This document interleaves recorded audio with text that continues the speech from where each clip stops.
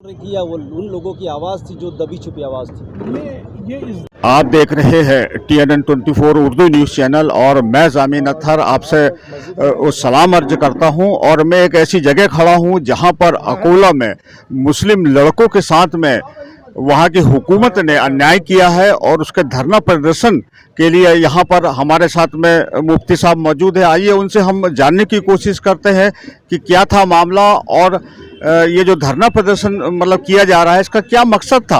और TNN24 Urdu news में आपका इस्तकबाल है।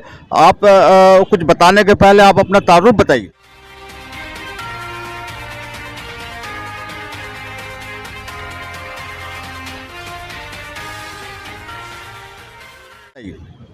शुक्रिया आपका। मेरा नाम मुश्तबा शेख ख़ान है। मैं अहले सुन्नत व जमात का एक छोटा सा खादिम हूँ और हज़रत बाबा ताजुद्दीन रहमतुल्लाह अलैह ने जो हमें सूफीज़्म का मैसेज दिया है हम उसी के फॉलोवर हैं और हमारा पर्सनली ही नारा है फॉलो सूफीज़्म नॉट टेररिज्म।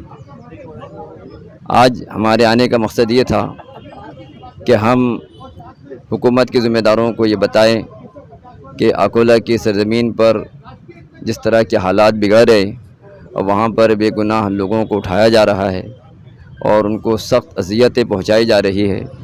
ख़ास तौर पर हमारे उलमा जो सूफीज़्म के बड़े मुबल्लिग़ है, इनका बड़ा रोल है, बड़ा किरदार है, उन हज़रात को भी बग़ैर किसी जुर्म के यूँ ही उठा लिया गया और उनको बड़ी अज़ियत पहुँचाई जा रही है। ये बड़ा अफसोसनाक मामला है।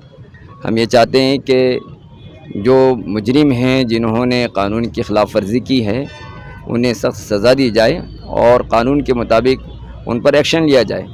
लेकिन जो हज़रात बेगुनाह हैं जिनका इससे कोई ताल्लुक़ सिरे से नहीं है, उन लोगों को अगर वो गिरफ़्तार भी हो गए तो जल्द जल्द उन्हें रिहा किया जाए।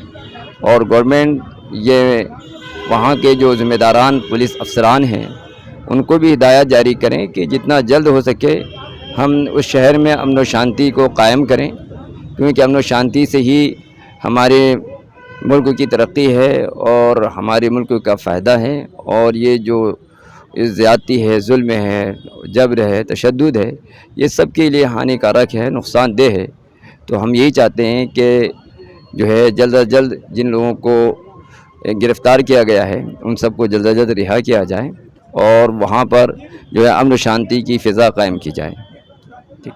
और जैसा कि आपको मालूम ही है कि गेहूं के साथ मतलब घुन भी पिसता है और यही कारण है कि आज जो बेगुनाह लड़के थे, मुस्लिम लड़के, उनको भी टारगेट बनाया गया है, मतलब बनाया गया है और बनाया जाता रहा है। और मतलब हम प्रशासन से गुजारिश भी करते हैं कि आप निष्पक्ष कार्रवाई करें और निर्दोष लोगों को छोड़े और जिन्होंने मतलब जिस वजह से ये हुआ है उसके ऊपर कार्रवाई सख्त से सख्त करे।